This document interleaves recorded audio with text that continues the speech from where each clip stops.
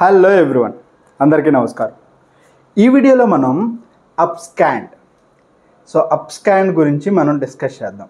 ఒకవేళ మీరు ఏదైనా ఒక కంపెనీలో జాయిన్ అయ్యి సడన్గా అప్స్కాండ్ అయితే ఇలాంటి ఒక అప్స్కాండ్ ద్వారా మీ కెరీర్కి ఏ విధంగా ఇబ్బంది అవుతుంది, అసలు ఈ అప్స్కాండ్ అంటే ఏమిటి, దీనివల్ల మనకి పడే ఎఫెక్ట్ ఏంటి అనే దాని గురించి ఈ వీడియోలో మనం డిస్కస్ చేద్దాం.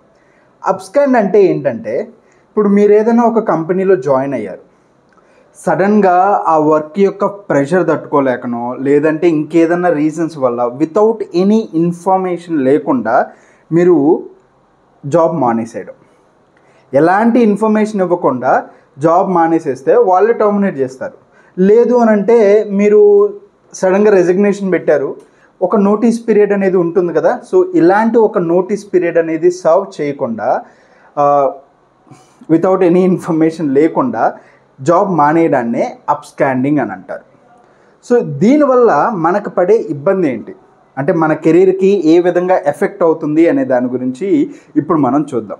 సో అప్స్కాండింగ్ అంటే తెలుసుకున్నారు కదా. సో దీనివల్ల ఎఫెక్ట్స్ గురించి తెలుసుకునే ముందు నాదొక చిన్న రిక్వెస్ట్, మీరు కనుక ఇంకా మన ఛానల్ని సబ్స్క్రైబ్ చేసి ఉండకపోతే ప్లీజ్ డూ సబ్స్క్రైబ్. అండ్ అదేవిధంగా ఈ వీడియోని లైక్ చేసి చూడండి. మీరు చేసే ఒక చిన్న సపోర్ట్ నాకు చాలా పెద్ద ఇంపాక్ట్ని ఇస్తుంది అనమాట. ఓకే, సో లేట్ చేయకుండా అప్స్కాండింగ్ వల్ల మనకి కలిగే నష్టాలు ఏంటి. ఇప్పుడు ఫర్ ఎగ్జాంపుల్ మీరు ఒక కంపెనీలో జాయిన్ అయ్యారు, ఒక 1 year మీరు వర్క్ చేశారు. సో ఒక 1 year మీరు వర్క్ చేసి ఆ ఎన్విరాన్మెంట్ కానీ లేదు అని అంటే ఆ ప్రెషర్ని మీరు తట్టుకోలేక మీరు ఇంకేదైనా ఒక జాబ్ చూసుకొని, సో ఆ జాబ్లో మీరు జాయిన్ అవ్వడానికి ఇప్పుడు ఈ జాబ్ను వదిలేశారనుకోండి, వితౌట్ ఎనీ ప్రయర్ ఇన్ఫర్మేషన్ ఇలాంటిది ఏది లేకుండా వదిలేశారనుకోండి, మరి మీ రెస్పాన్సిబిలిటీస్ ఎవరు చేయాలి? సో ఇనీషియల్గా ఏ ఆర్గనైజేషన్లో కూడా ఒక వర్క్ అలొకేషన్ అనేది జరుగుతూ ఉంటుంది. సో ఎవరి వర్క్ వాళ్ళకి అలొకేట్ చేస్తూ ఉంటారు. సో ఇప్పుడు మీరు చేసే వర్క్స్ ఎవరు చేస్తారు? ఒకవేళ బ్యాకప్ ఉందనే అనుకుందాం, బ్యాకప్ ఉన్నా కూడా ఎంతవరకు చేస్తారు? కంప్లీట్గా ఒక పర్సన్ చేసే వర్క్ని అంటే లైక్ ఇద్దరు చేసే వర్క్ని ఒక్కటి చేయడం అనేది పాసిబుల్ కాదు కదా. సో ఇలాంటి సినారియోలో కంపెనీకి ఒక ఎఫెక్ట్ అనేది జరుగుతుంది, అంటే ఆ ప్రాజెక్ట్కి ఒక ఎఫెక్ట్ అనేది జరుగుతుంది. They will face some kind of issues in the project. So ఇది చాలా బిగ్ ఇంపాక్ట్ చూపిస్తుంది. మీరు చేసిన ఒక చిన్న మిస్టేక్ ఒక బిగ్ ఇంపాక్ట్ చూపిస్తుంది. అదేవిధంగా మీరు ముందే ఇన్ఫర్మేషన్ అనేది ఇచ్చుంటే maybe they can hire some other person.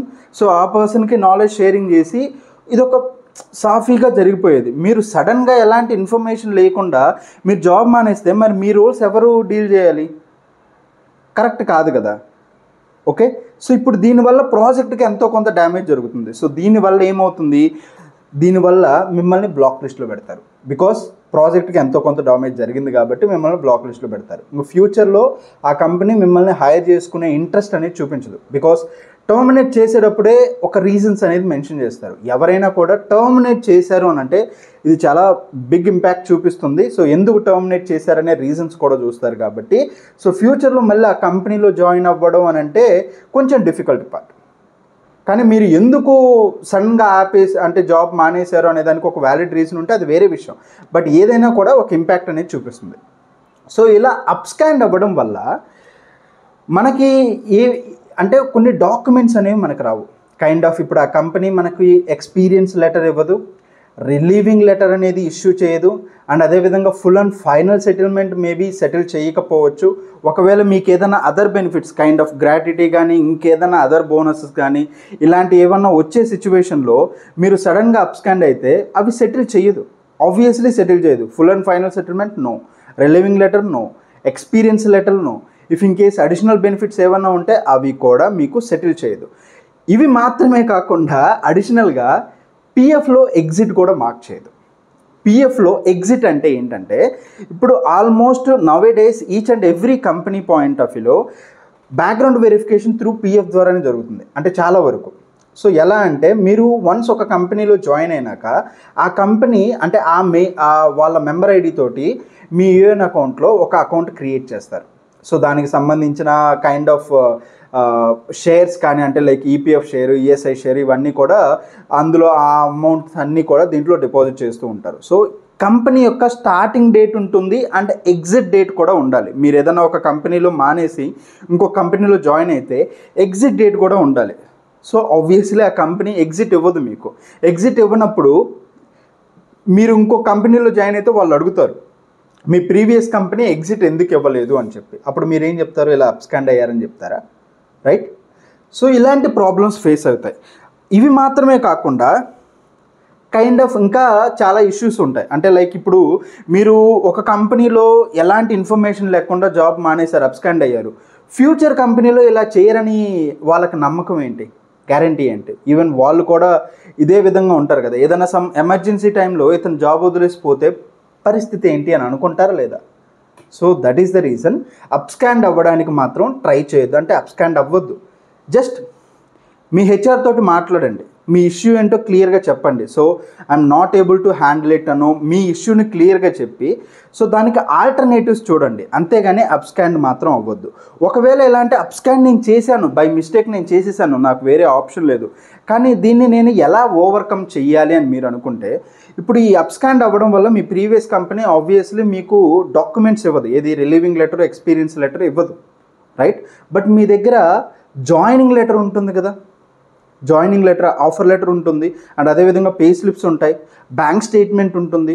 So ఇది ఎక్స్ప్లెయిన్ చేయండి. డ్యూ టు సమ్ రీజన్స్ వల్ల నేను ఆ ఆర్గనైజేషన్ నుంచి లెఫ్ట్ అవ్వాల్సి వచ్చింది. But however I don't have any అంటే లైక్ ఎక్స్పీరియన్స్ లెటర్ కానీ రిలీవింగ్ లెటర్ కానీ లేదు.